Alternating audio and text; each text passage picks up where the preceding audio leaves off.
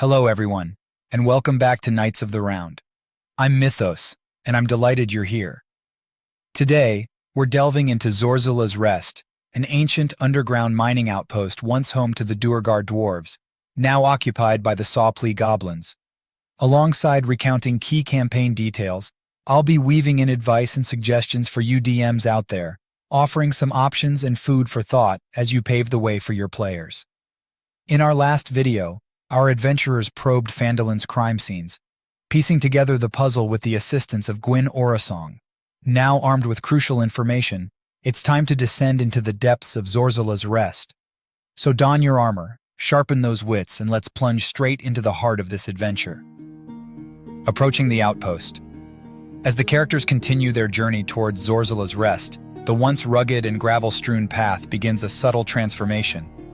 The monotonous gray gradually gives way to an ominous ash black, and the hardy shrubbery becomes increasingly sparse, indicating a harsher, more desolate environment. Surprisingly, the air loses its biting chill, taking on a warmer and more stifling quality. Ahead, a towering cliff face emerges, its surface marred by the presence of a pair of imposing obsidian doors. These massive portals serve as the foreboding entrance to Zorzula's Rest. As depicted on Map 5.5, the outpost is nestled within the very heart of the mountain. 3 potential access points present themselves. The imposing front doors, designated as Area Z1, a hot spring vent, identified as Area Z6, or a concealed pantry tunnel, marked as Area Z9. Keen-eyed characters may discover the spring vent and pantry tunnel by diligently scouting the surroundings and succeeding on a DC 16 Wisdom Perception check. For those who have delved into the mysteries of Phandelver, the characters may already be privy to information about the pantry tunnel entry. DM tip. To enhance player agency and streamline the adventure, if your party uncovers the underground path to Zorzula's Rest by clearing the cave-in beneath Barthen's provisions and bypassing other yet-to-be-explored crime scenes, go with the flow. While the campaign suggests further investigation of crime scenes, it doesn't align with the primary goal of discovering Zorzula's Rest. If your players stumble upon it early, celebrate their initiative. You might even contemplate rewarding the party with inspiration for this clever and efficient approach. Area Z1, the entrance. Before you stands an unadorned, towering stone double door. Positioned about 10 feet above the ground on each side of the door are 2 arrow slits, guarding the entrance. The door is presently closed but unlocked, requiring a minute of effort to push open due to its considerable weight. Alternatively, a knock spell or similar magic effortlessly opens it. In Area Z2, pulling a lever causes the doors to swing inward, producing the grating sound of stone against stone. Guarding the entrance's arrow slits are 2 Goblin Psi Commanders, stationed 10 feet above the ground. Accessible from inside Zorzula's Rest via spiral staircases in Area Z2, the arrow slits connect through the parapet in Area Z2, granting 3/4 cover to creatures on the ledge against external attacks. Though cautious, the goblins can be persuaded to open the door with either a successful DC 15 Charisma Deception or Persuasion check, or a bribe of at least 25 gold pieces. Threats of violence prompt the goblins to attack, with reinforcements from Area Z3 arriving 3 rounds later. Area Z2 The Vestibule. The outpost's interior is bathed in a subdued blue glow, the air carrying a hint of humidity. Along the northern walls, spiral staircases ascend, and in the distance, faint chatter and the clatter of utensils on dishes reach your ears. Flanking the door, slender spiral staircases rise to arrow slits guarding the entrance. The parapet beneath the arrow slits houses a lever directly above the double doors, serving as the mechanism to open them. Z3 Mess Hall. Eerie blue-tinted lava courses through geometric carvings atop the walls, casting an otherworldly glow over the room. 3 elongated stone tables, flanked by sets of stone benches, stretch along the length of the chamber. Goblins huddle around, engaged in the act of voraciously consuming gritty white porridge. A window on one side of the room offers a glimpse into the outpost kitchen. Typically, 2d4 goblins, 1d6 goblin Psi brawlers, and 1d4 Goblin Psi Commanders occupy the mess hall. If intruders are detected, panic ensues, and the goblins initiate a non-lethal assault, seeking to overwhelm and subdue rather than kill. Should all intruders fall to 0 hit points, they awaken as captives within the left wing of the Indigo Sanctum, alongside Phandelver's kidnapped victims, referred to the Sanctum Showdown section. Clever disguises can help characters navigate the mess hall undetected. A DC 15 Charisma deception check allows them to blend in seamlessly. To avoid combat, a character may attempt to keep the goblins at bay through a DC 13 Charisma, Intimidation or Persuasion check. Success quells hostilities, prompting the goblins to cautiously negotiate. They propose a deal. The party can traverse the outpost freely if they rid the forge, Area Z7, of the menacing creatures that haunt it. Advice for DMs. Encourage your players to think about different strategies for encounters. Yet, if they opt for a fight, instead of immediately guiding them to the Indigo Sanctum near the Zorzula's Rest boss battle, risking missing parts of the dungeon and chances for important magical items, impose a consequence for defeat. Picture the goblins discreetly taking 30 to 40 gold from each character, without the players noticing. Afterward, the goblins should disarm and bind the characters, stating their release depends on a promise that the characters defeat monsters in Area Z7. This not only adds a strategic element, but also maintains the dungeon's integrity, ensuring players can explore and collect necessary resources for the upcoming boss battle. Area Z4 The Barracks. The door to the bunk stands slightly ajar. The room echoes with the sound of snoring, and messy bunk beds clutter the walls, adorned with crumpled sheets. A shadowy opening in the west wall unveils an empty shaft, framed by a metal truss. Typically, 1d6 goblin brawlers sleep in these bunks. Characters entering the room need to ace a DC 17 dexterity stealth check to avoid rousing the goblins. If the goblins wake up, they make a hasty exit, yelling for assistance. However, a character who nails a DC 16 Charisma, Intimidation or Persuasion check can convince them to keep it down and not spill the beans about the party's presence, on the condition that the characters lend a hand against the monsters in the forge, Area Z7. Inquiring about Ruxithid, the goblins mention he's probably in the blue room communing with powerful gods that granted him and the other psionic goblins their abilities. This refers to the Indigo Sanctum, located across the bridge, Area Z19. The goblins lack further details on Ruxithid's grand plan. As for the mineshaft, the west wall's gap reveals a 30-foot descent. Once hosting a magical lift for Duergar miners, it now lies in disrepair. A character scrutinizing the lift and passing a DC 10 Intelligence investigation check discovers its broken mechanisms and a dull, cracked shard of iridescent crystal. Proficient Arcana characters can recharge the crystal by touching it with a spell slot of first level or higher. Repairing the mechanisms requires a DC 16 Intelligence Arcana check, with advantage if the character has Tinker's Tools proficiency. Once fixed, the lift shuttles between the bunks and mining tunnels, pausing for a minute at each spot. DM tip: consider lowering the DC 17 stealth check made by each character entering the room to a DC 15 check made by the party. If 2 or more party members succeed, the whole party may enter undetected. Once the members are inside, it's up to them to remain undetected. Area Z5 The Latrines. The stench of waste permeates the air in this latrine chamber. Long wooden benches, each with evenly spaced holes, line the walls, directing waste into a sizable trench. A central trough holds murky water where the latrine refuse has accumulated. Observant characters with a passive wisdom, perception, score of 13 or above may spot a subtle dip in the northwest corner of the latrine. Pressing on this depression unveils a concealed entrance leading to the hidden hot spring of the outpost, Area Z6. Area Z6 Hot Springs. In the heart of this chamber, a large natural pool, filled with turquoise water and teeming with energetic bubbles. Wisps of steam rise from the water's surface, curling towards a vent in the cave ceiling. The water itself glows with a serene and inviting radiance.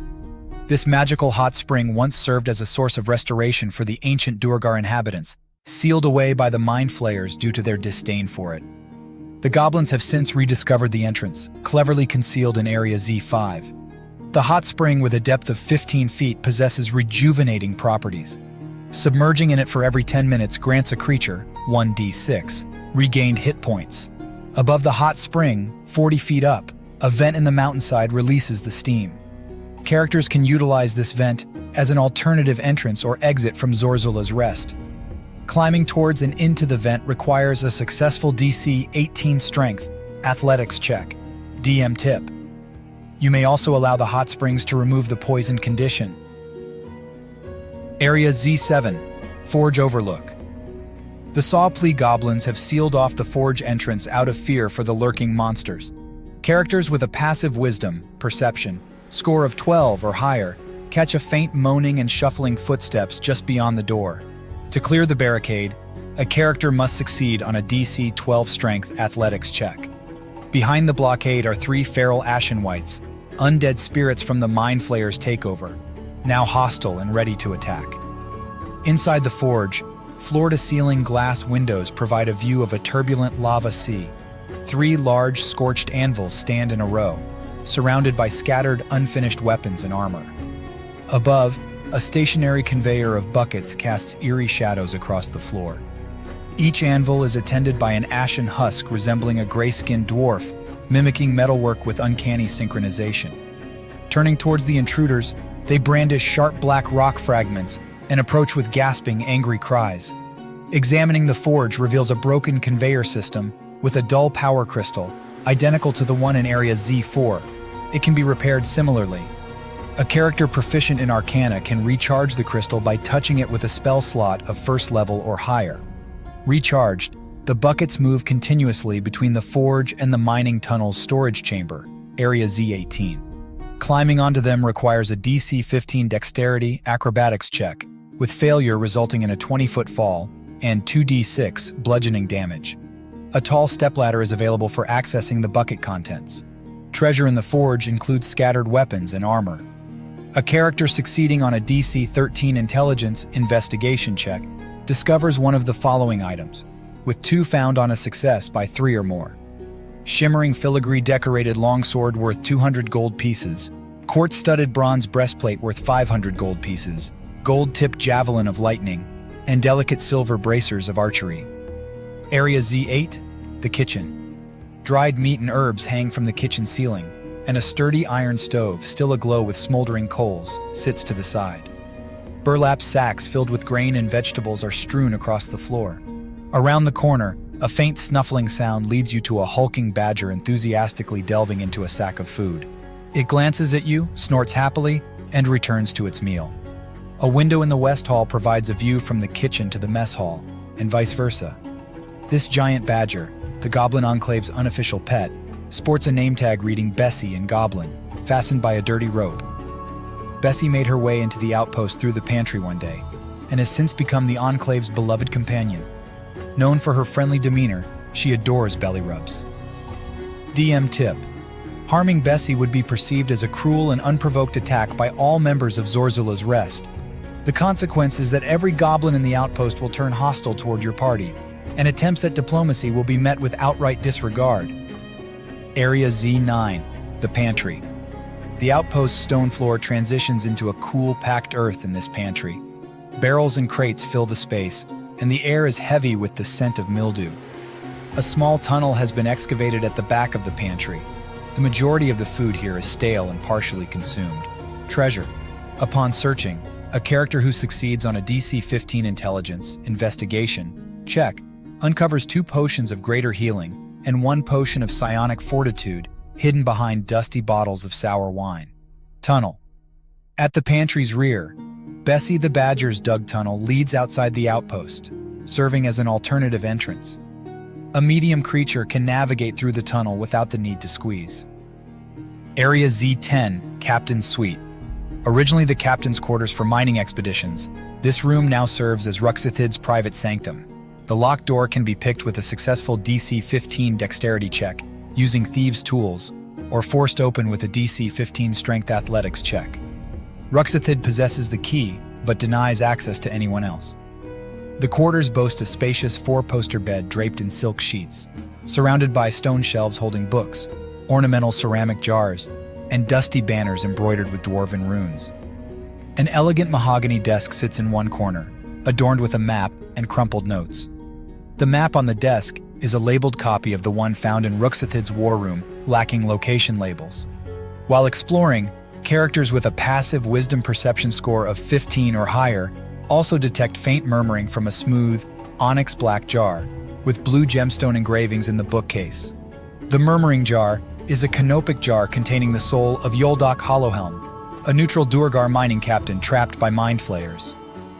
Communicating in whispers, Yoldak seeks attention, explaining his predicament and offering assistance. A successful DC 13 Wisdom Insight check reveals Yoldak's genuine intention but limited knowledge. Sealed with a puzzle lock, the jar requires a DC 15 Intelligence Investigation check to open. Alternatively, a DC 20 Strength Athletics check can smash the jar, freeing Yoldak's soul, which manifests as a peaceful psionic ashen white.